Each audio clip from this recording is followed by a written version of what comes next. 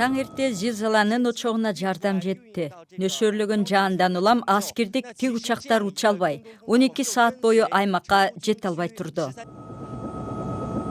Абага көтөрүлгөндөн кийин тоол аймактагы жер титирөөнүн кесепети так көрүндү. Камералар таңкы саат 4:30 жер титирөөнү тартып калган. Ал учурда көпчүлүк тургундар үйүндө болчу. Жетишкендери сыртка качып чыгышты. Биринчи силкинүүдө имараттар 7 же 8 жолу титиреди. Үйүбүз биз чыгаар замат урап түштү, дейт бул тургун.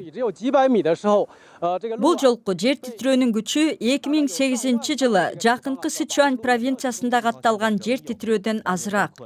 Анда 70 000 каза тапкан. Бирок үй жайы кыйрап, жакындарын жоготкон тургундарга мындай салыштыруунун кажети жок.